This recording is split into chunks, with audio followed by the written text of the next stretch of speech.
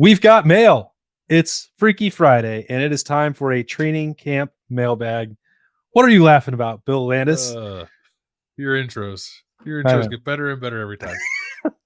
I thought I could make a sound effect, but I didn't try to do it. That's Jeremy Birmingham on the other side. I am Austin Ward. And rather than continue to come up with a bunch of questions to just entertain us on our own, we relied on you all, and you've delivered, given us a lot of things to talk about and discuss as Ohio State gets ready for its second scrimmage of training camp. That will be on Saturday. But today, right now, it's Freaky Friday. Are we ready?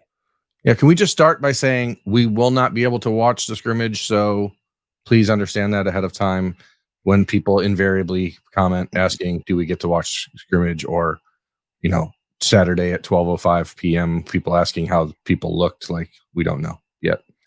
Thank you. Yes. Okay. Thank you. Thank you in advance for your patience and understanding. And by the way, as currently scheduled, Brian Hartline and the wide receivers will talk on Monday, not Ryan Day. Ryan Day is scheduled on Tuesday.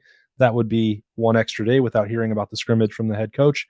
If that changes, we will let you know immediately. But if that changes, there is a good chance that he names a starting quarterback that day. Oh, don't say it, Berm. Don't do that. Regardless of which day it is, right? Like Monday or Tuesday. Don't do that. Before we dive into the mailbag, don't you think that this should be decided in the next 5 days? I think it, yeah, but I don't know if he's going to say it. I think it's possible he doesn't say it. Ooh, intrigue. Palace intrigue. My favorite kind of intrigue. Well, you'd be getting into that rough date that Bill Landis has helpfully reminded me of normal timeline of August 19th to 21st, somewhere in that neighborhood. We would be approaching that. So yes, I would hope, for the sake of everyone's sanity, that we would get an announcement then. Yes. Because I'm losing mine. Day to everyone who celebrates. It's Tristan Gebbia time, baby. Let's do it. Okay. Well, we actually didn't get any questions about the quarterback battle. I think people are tired of hearing our thoughts about it. That seems hard to believe, but actually I totally believe it. So the first question, I'm tired of giving thoughts about it. So yeah. Once we get a resolution, we'll have plenty of time to talk about it there. Berm, this question is specifically for you, addressed to you, but I think Bill will have some thoughts as well. With Luke Montgomery working hard and showing promise early on at the tackle position, do you think your dream of him playing center will ever come true? I want to start by saying it's not my dream of him playing center. It's what I saw of Luke Montgomery as a high school junior and seeing him play the position, and thought to myself, that size, that athleticism in the NFL translates to a guy who can do a lot of things. Do I think that him playing tackle at Ohio State eliminates that possibility? I do not think that. I think that the NFL is very different than college football. You can only carry like 7 offensive linemen. You're going to need guys that are versatile. If no matter how athletic Luke is, his frame is still not built ideally for tackle. And I don't think anyone will dispute that. That being said, I hope he has an incredible, 3 years at Ohio State playing tackle and gets a shot at the NFL. I don't care what position it is, but my personal belief is that if you can have someone that athletic as the apex of your offensive line, that you are starting from a winning position. And I think that Luke's frame, his athleticism still puts him as an inside guy down the road. Yeah, I don't think it kills that dream. I think Luke can play all 5 positions. If it develops to a point where, let's say, Josh Simmons and Josh Fry are the tackles this year and they have turned into really good players and they're back next year as the tackles, but Luke is ready to start in 2024, which I think he will be, then maybe he starts his career as a guard. If after that, like Ian Moore and let's say like Brandon Baker are ready to rock and be your tackles the year after that, and Luke wants to stay inside, maybe he needs to kick the center. I think I will not be surprised if Luke ends up playing like 2 or 3 positions on this line by the time his career is over. So the dream is not dead. They start guys at tackle when they can. Donovan Jackson played some tackle as a freshman, so it's not like locked in for me that he's definitely going to be a tackle. I think it's great for him that he has made this push at tackle. That's awesome for him as a true freshman, but I still think there's a wide range of possibilities for him on this line in his future. With Luke's athleticism, do you guys think that he is the natural fit to be that guy who wears number 41 on offense as the 6th offensive lineman when they run the jumbo set? Because it seems like he sort of fits that perfectly for, in my mind, what we've seen Ohio State do with Josh Fryer last year, with Donovan Jackson 2 years ago.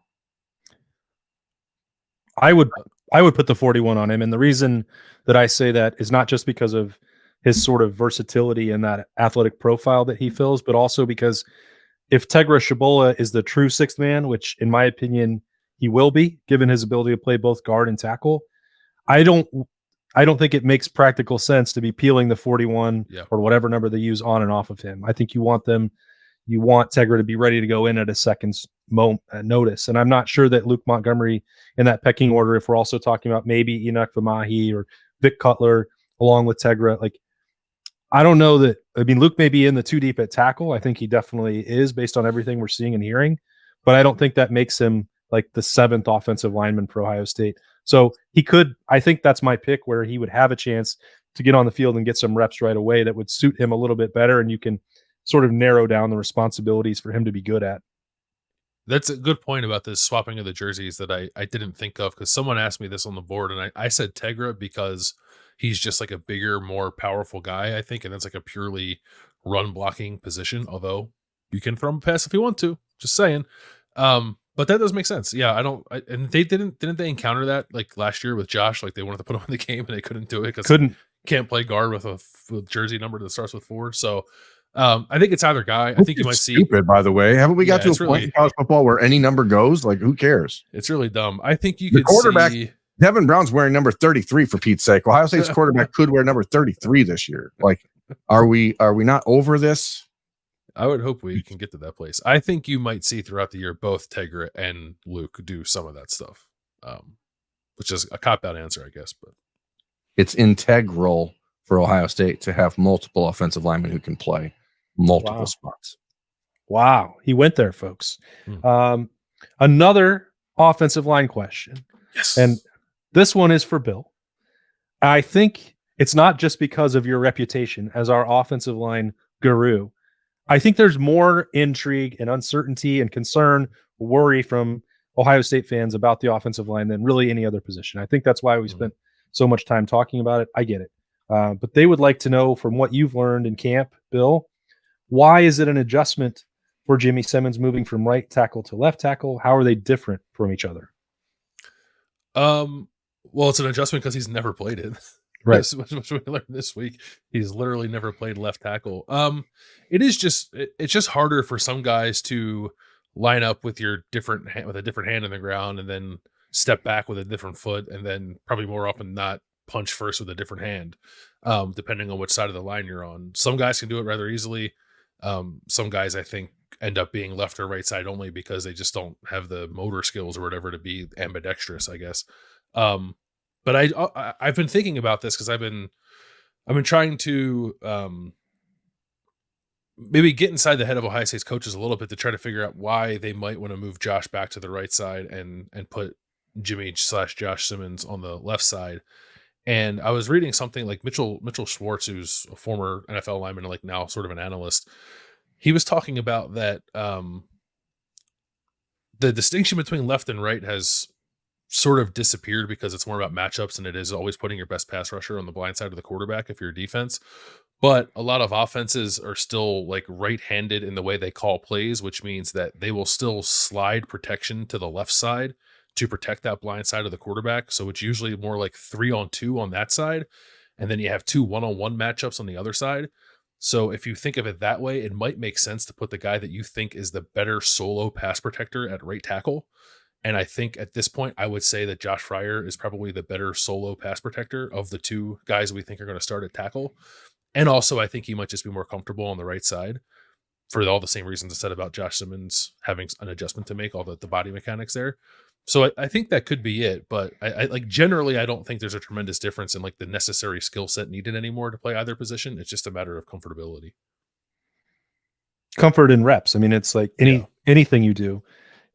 We could all teach ourselves over time to write with the other hand or, swing a golf club the other way, but you're starting from scratch. So if you've taken 1,000 pass sets or 10,000 pass sets on the right side, which that was the way that Josh Simmons described it, having never played there before. Like, it's just going to be uncomfortable. It's just something new. It may not take 10,000 to catch up because there's going to be some familiarity, some carryover from what you've done before. But yeah, I mean, it's like anything else in life. You're just going to have those reps. Life right, Berm? Reps. Yeah, it's weird, but it's also something Bill and Doug talked about on Kings of Columbus on Thursday. Like, it's kind of unfortunate Ohio State's in this position at left tackle where you have all these questions with 2 weeks to the first game, but this is college football now, and recruiting matters. You can't take a couple of years off recruiting offensive tackles, and the Buckeyes, for all intent and purposes, pretty much did that in the last couple of years of the Greg Studrara era. So now you pay the piper. Intensive purposes? Intense and purpose. So the next couple questions were also about the offensive line, but Freaky Friday cannot just be solely a Bill special. This shifts onto the other side of the line and back to the linebackers. I love hearing that Cody Simon has been impressing in camp. Do you all expect to see a fair amount of 3 linebacker looks where Cody will run with Tommy and Steele, or do you expect him to just spell them? He flashed last year, so I hope he gets some decent reps. Bill said it, like, defensive football is situational and matchup based, and I think Ohio State will deploy the 3 true traditional linebacker sets as needed. And if that happens, I think there is an argument to be made for Cody Simon to be out there, and obviously people want to see CJ Hicks out there, but he played really well a year ago, as the submitter of the question said, and ultimately he's a senior. He's a guy that's done it. He's a great teammate, super smart guy. Obviously, physically not the same caliber of player that CJ Hicks has the potential to be, but it's really going to be about the matchups. And if you're playing a run-heavy team versus a pass-happy team, I think you'll see Cody get a lot of reps. And clearly, the coaching staff has been raving about him, and they're not just doing that because he's going to be the president of the United States one day and trying to get Curry early favors, but like he's a really great kid who's done everything right, and you like when that starts to show up, on the field as well, and he gets that opportunity to prove it. He's become a reliable player for them, I think. I don't know that I feel they're going to use the 3 linebacker sets any more than they did last year, but they'll probably use it as much. And when they do, I think it will be Cody. I don't think that Cody will like rotate in at Mike or Will with Tommy or Steele. I think if they do that at all, it'll be CJ who does that. And Cody will almost sort of be like specialized as like the 3rd Sam linebacker in some of those more traditional 4-3 sets. But that does, I don't say that to like as a reflection of the kind of player that I think he is, because that might sound like I don't think he's that good. I think he has turned into a very good player. Like I am impressed with the work that he put in after that 2021 season where I thought he wasn't very good at all, to come back in 2022 in a vastly different role and accept that role and then flourish in it, I think is no small thing. That 2021 defense, by the way, was awful. Anyway. It sure was. Yeah. Apropos of nothing. I think what's really fascinating about, Cody Simon specifically here, but overall it's really the back 7. There's so much depth.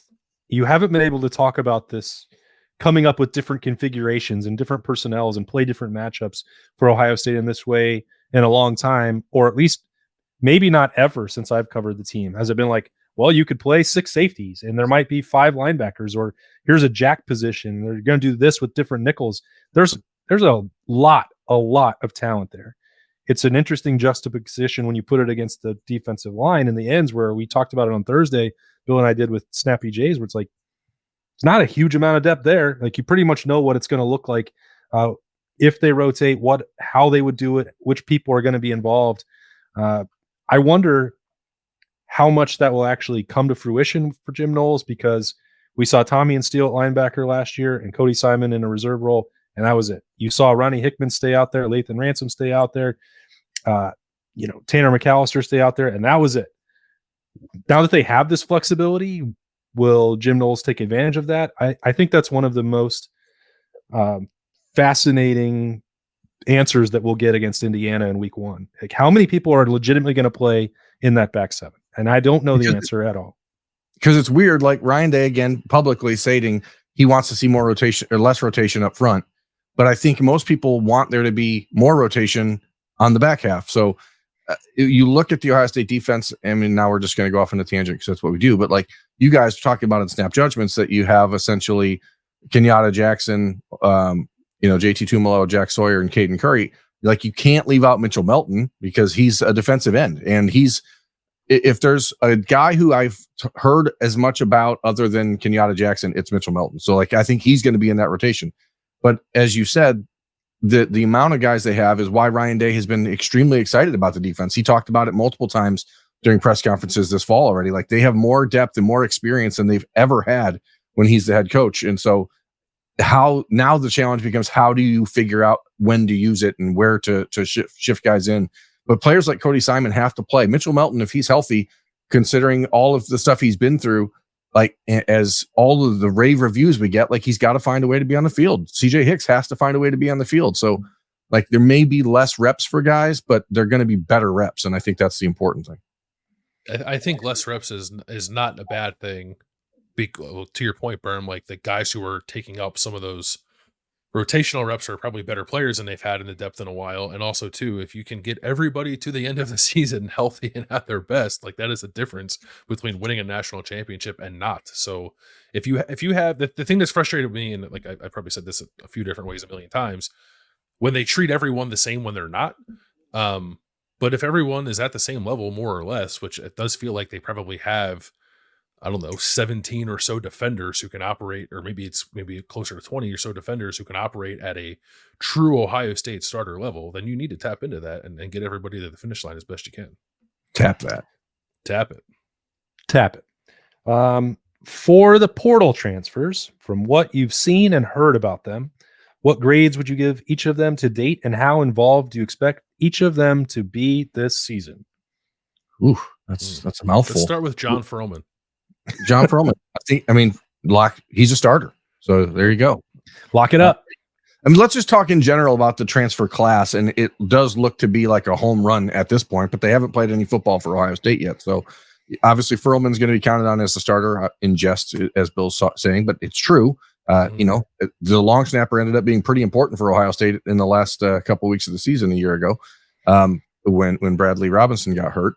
Davison Igbinosun is going to play a whole hell of a lot at corner. We know that he's in one of his top three corners and is going to play a ton. We've all sort of come to the realization that Tywan Malone is not just a future piece and is going to be used this year. Jahad Carter, the same thing. Like I think you have to be pretty excited about where things are going. Even Vic Cutler has now pushed himself into the conversation with Carson Hinsman. So how do you get better than that out of the portal? The only thing I would say is get a 1A tackle. Like they didn't do that. They were not aggressive enough in the early window going after tackles. And they got a guy in Josh Simmons who, like, I hope for him, and I think that he has a bright future here, but I don't know that it's going to hit right away. And there were probably better options they could have been more aggressive going after earlier in that process. But other than that, like I agree with everything you said. Other than that potential vulnerability, I guess, the rest of the work they did in the portal was very good. Considering what could have been available in May, they really got a Christmas present in Josh Jimmy Simmons.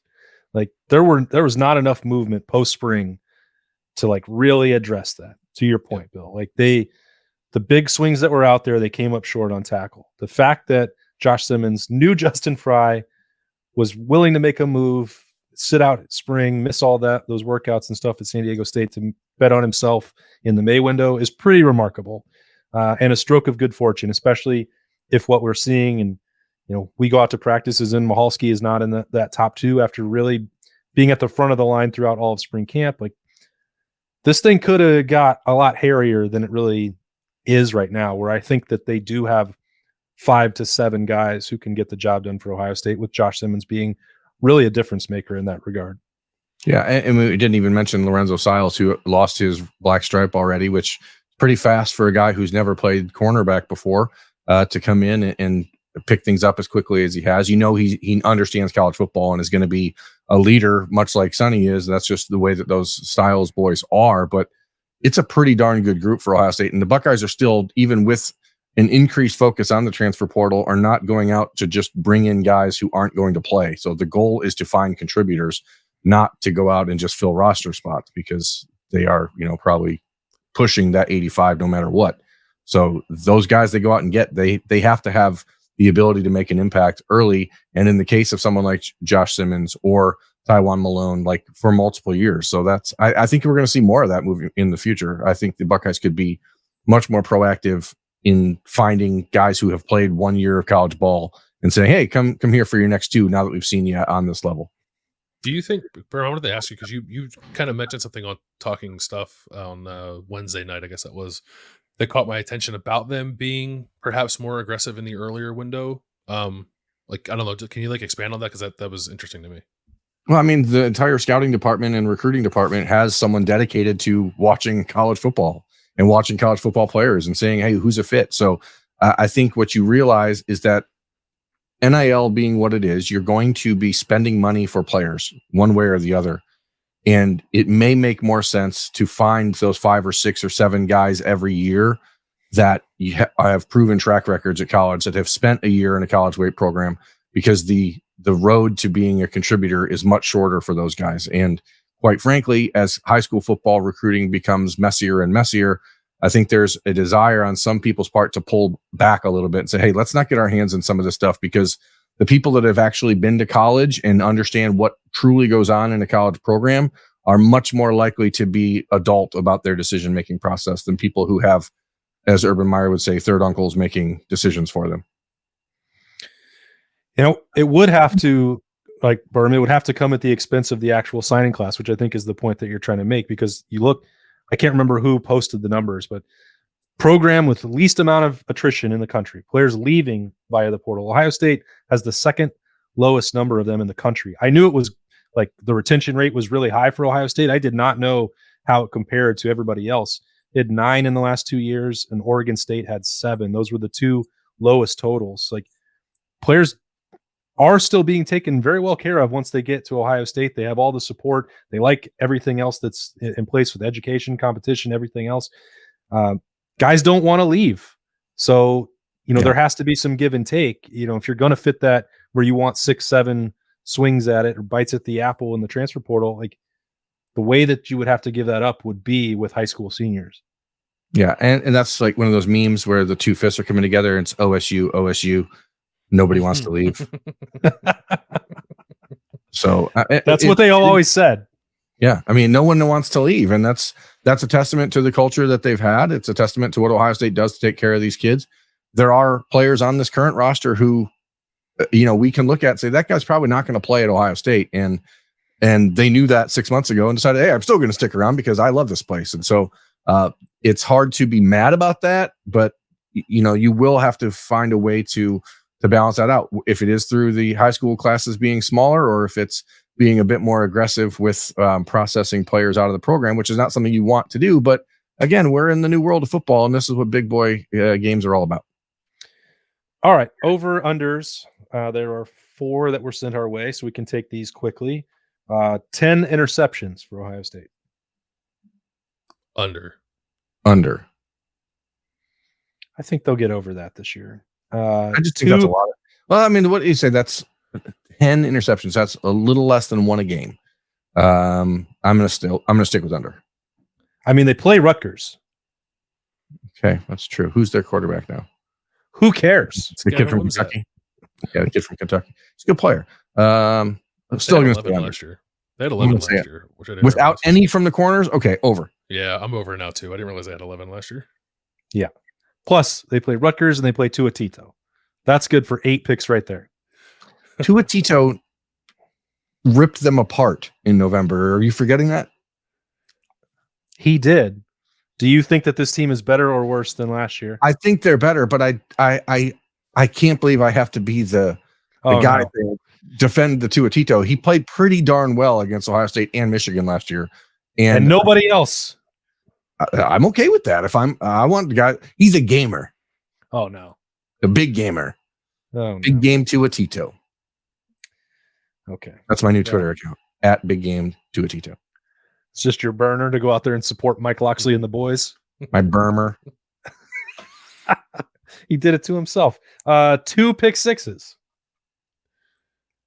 Over. Yeah. I'll drill down. JT Tuimoloau is going to get one again. I'm going to give one to Cameron Martinez because if he gets his hands on the ball, he will score because that's what he does. And Denzel Burke. So there's at least 3. Those guys will all have one this year. Not that we're getting into bold peas, I know, but just saying. Yeah, that's still a couple weeks away. Or maybe next Friday. We'll do the season-long bold peas. We're coming up with content on the fly, America. 45 sacks. Under. How many did they have last year? Give me the number. I'm looking it up now. They actually had a lot last year. They had a lot last year. The team lead was 4.5. So last year they had 34. Oh yeah, 45 would have been the 3rd most in the country last year. Under. Yeah, I think it's under for sure. 2019 they had 54. Let's spin that. Well, Chase had 37 of those himself. Let's spin that. How many more than 34 will they have? Like what should the line be? What should that number be if we're being fair? 40? 40 and a half? 39 and a half. 39 and a half. Okay, so we'll take the number that this fella proposed and change it. 39 and a half. I will say over 39 and a half. I'll go over. I think they're in the low 40s. Yeah. If you could guarantee to me a healthy Mike Hall for all 12 regular season games, then I would say over. But I don't know. He's been banged up a little bit. He didn't talk to us on Thursday. Had the ankle. Not sure fully what's going on. Although he's continued to practice. Tyleik Williams had the knee right away. Like they've been a little banged up, and I'm just a little nervous about the depth of that Ohio State defensive line. So like they can get pressure other ways. We've seen, Tommy Eichenberg, Steel Chambers, they can blitz off the corner. Like they may manufacture more sacks than a year ago, but I'm probably still under right now, even if I think the unit overall is probably due for a bounce back. That's fair. It's fair to think that, but you're wrong. It's going to be over. Okay. Somebody's got to be wrong, and I am okay being that person. This one I think was specific to me. A punt return for touchdown. No. I will say if they let Brandon Inniss return punts, then yes. If not, then no. See, Emeka Egbuka did have one for a punt return for touchdown last year, right? They got called back. Yep. Because of a pointless block in the back. So, like, we know the potential is there to do it. No, if Emeka is back there, my hope is that they don't risk Emeka's health by putting him back there at all, and you let somebody else be the punching bag. So, but I think that you could see even Lorenzo Styles, if he's back there, he has the speed to take one to the house for sure. But I'm still going to say no. You need way too many things to happen, and there's a stupid block in the back on every punt return in America. So if they leave Emeka back there, he will have 3 punt returns for a touchdown. If they supplement it with Brandon Inniss, then the team will have 7 punt returns for a touchdown. That's insane. Not sure. What's going on? Am I being punked? What's happening? Yeah. I was trying to just set you up to make fun of me for always expecting punt returns for a touchdown. No. I think they will get one this year. They got the guys back there to do it for sure. I mean, it's just about not having a stupid penalty on a punt return because that seems to happen all the time. How many block punts will they have this year? 3.5? Let's set the over under at 3.5. Probably under, but they're going to get at least one because Lathan Ransom's still on the team. Well, it depends on if they try or not. Like they rarely actually called punt blocks. Late in the year, they were like, you know what would be interesting is if instead of just letting them kick punts over our returner's head and bounce inside the 20, what if we sent Lathan Ransom and Sonny Styles after that? What would happen? Could something good happen? And lo and behold, it did. So if they call it, they could easily block 4, especially against some of the teams that they play, including Rutgers, which I think they will try and block every Rutgers punt this year for reasons. For Shiano reasons. That the wildest? Is that blocked? Is that punt near fight against Rutgers, the craziest on-field moment in Ohio State history in the last 5 years, like the craziest, like what in the world is going on? No, Is that remember when a kid tore off his uniform and then threw it in Yeah, the I think, stands and then I think you're Oh. forgetting Kevon Pope's outburst. you mean Which his tear felt goodbye? Yeah. yeah, passionate Uh, goodbye. Geez, that's true. There have been some wild moments, but like Ryan Day and Greg Schiano nearly ripping each other's head off on the Ohio State sideline is up there for me as far as like one of my all-time favorite things we've seen in Yeah, Columbus. it's pretty great. Because I'd watch it again. knowing both of them as we do, like they're both pretty nice guys off, in normal circumstances. But I know they're both psychopaths when it comes to just being competitors. And like, I don't think anyone could have separated them had they actually got hands on each other. Yeah, it would have been an awesome, awesome cage fight. That should be the undercard for Elon and Zuckerberg. Ooh, I'm into it. proceeds benefit NIL. 1870 Foundation. I'm positive Zuckerberg is listening to us somehow. So just understand, Mark, we're counting on you to make this happen. All right, as we're prone to do, we've gone long, so there's a few questions that we haven't got to. We'll try and tackle them in some other formats in the days ahead, but this one is good. We'll just jump into it quickly as we wrap up on a Freaky Friday mailbag. Who will be the biggest contributor that it's coming off the bench? Mitchell Melton. CJ Hicks. Yeah, I think CJ Hicks is the answer. But is it? They're both going to play the Jack, right? So that's what I don't know. Jack, is Mitchell Melton playing the Jack? I don't know. I don't know that he is. I mean, Larry said he doesn't coach the Jack. Mitchell Melton's been in his position groups full time. When they've sent other people into the Jack spot, has it been him? I don't know. We don't get to see. He said, I talked to Mitchell Melton about that on Thursday. He said that he's 50-50 between defensive end reps and Jack reps. The other person that we named, I think, is excited about that position. I don't know how much more I can say about it, but I think that could be terrifying if they do take Bill's advice and let CJ Hicks flourish in the Jack. CJ cook. That'll cook. Yeah.